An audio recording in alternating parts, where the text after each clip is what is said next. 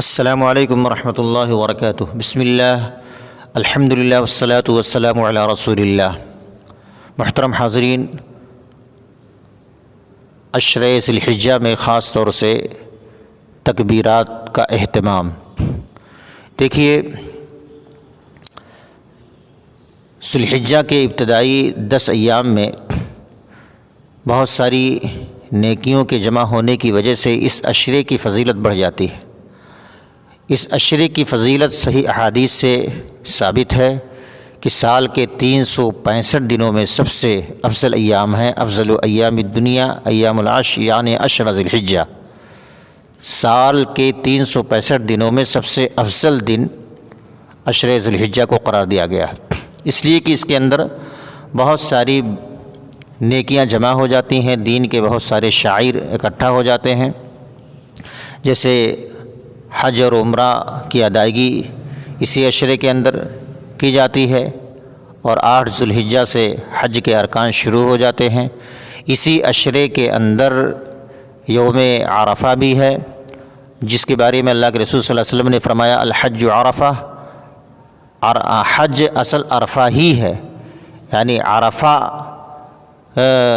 وہ دن ہے کہ جس دن حاجی لوگ میدان عرفات میں وقوف کرتے ہیں، ٹھہرتے ہیں، اس وقت اللہ رب العالمین دن میں سمائے دنیا پر نزول فرما کر کے اور اہل عرفات کے لیے عام مغفرت کا اعلان کرتا ہے، اور اس دن عرفہ کے دن اللہ رب العالمین بہت سارے اپنے بندوں کو جہنم سے آزادی کا پروانہ دیتا ہے۔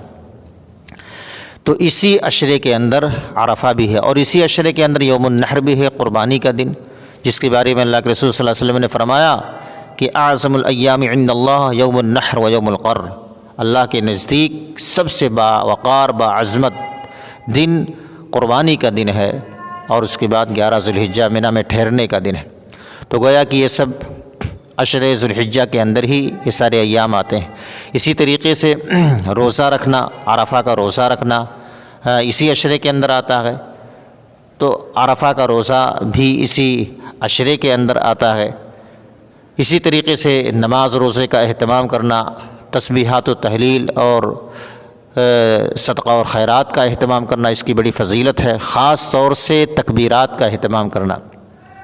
صحابہ کرام رضوان اللہ تعالی علیہم اجمعین ذی الحجہ کا چاند دیکھنے کے بعد سے تکبیرات شروع کر دیتے تھے، اور ایام تشریق یعنی 13 ذی الحجہ کی شام تک تکبیرات کا اہتمام کرتے تھے۔ حضرت عبداللہ ابن عمر اور حضرت ابو ہریرہ رضی اللہ تعالی عنہما، یہ دونوں عشرہ ذی الحجہ کا چاند دیکھنے کے بعد، یعنی ذی الحجہ کا چاند دیکھنے کے بعد تکبیرات پڑھنے کے لیے بازاروں میں نکل جاتے تھے۔ بازار میں جاتے تھے، بلند آواز سے تکبیر کہتے تھے، اور لوگ بھی ان کی آواز کو سن کر کے تکبیر کرنا شروع کر دیتے تھے۔ یکبرانی و یکبر الناس بتکبیرہما، صحیح بخاری کے حوالے سے۔ دیکھیے، تکبیر کی 2 قسمیں ہیں، ایک تکبیر مطلق ہے، ایک تکبیر مقید ہے۔ تکبیر مطلق ذی الحجہ کا چاند دیکھنے سے شروع ہوتا ہے، اور ایام تشریق یعنی 13 ذی الحجہ کی شام تک، یہ تکبیر مطلق۔ اس بیچ میں کبھی بھی ہم تکبیرات پڑھیں، صبح، دوپہر، شام، سونے کے وقت، اٹھتے بیٹھتے جاگتے، کبھی بھی پڑھ سکتے ہیں۔ یہ تکبیر مطلق ہے چاند دیکھنے سے لے کر کے 13 ذی الحجہ کی شام تک۔ اور تکبیر مقید جو 9 ذی الحجہ کو یعنی عرفہ کے دن سے فجر کی نماز سے شروع ہوتا ہے، اور یہ 13 ذی الحجہ کی عصر کی نماز تک رہتا ہے۔ صحابہ کرام، یہ تکبیر مقید صحابہ کرام عرفہ کے دن فجر کی نماز کے بعد سے شروع کرتے تھے، یعنی 9ویں ذی الحجہ سے فجر کی نماز سے ہر فرض نماز کے بعد بلند آواز سے تکبیرات پڑھتے تھے، اور یہ تکبیر مقید 13 ذی الحجہ کی عصر کی نماز تک جاری رہتا تھا۔ گویا کہ ہر فرض نماز کے بعد صحابہ کرام کا معمول ہوتا تھا کہ بلند آواز سے تکبیرات پڑھتے تھے۔ اسی طریقے سے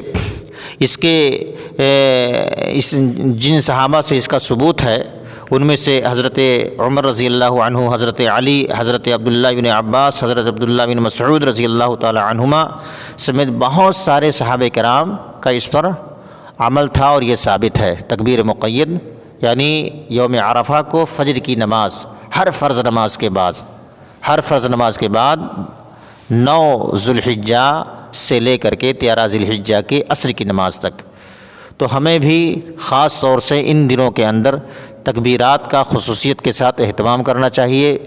تکبیر مطلق پر بھی عمل کرنا چاہیے، تکبیر مقید پر بھی عمل کرنا چاہیے 9 ذی الحجہ سے فجر کی نماز سے، اس لیے کہ ان تکبیرات کی بڑی اہمیت اور فضیلت ہے۔ اللہ تعالیٰ کو بہت ہی محبوب اور پسندیدہ یہ اعمال ہیں۔ تسبیحات اور تحلیلات کا بھی سبحان اللہ، الحمدللہ، اللہ اکبر۔ اللہ رب العالمین ہم سب کو جتنی چھوٹی بڑی نیکیاں ہیں سارے نیکیوں کو اپنے دامن میں سمیٹنے کے اللہ توفیق عطا فرما، اور خاص طور سے تکبیرات کا اہتمام کرنے کی توفیق عطا فرما۔ اللہ اکبر، اللہ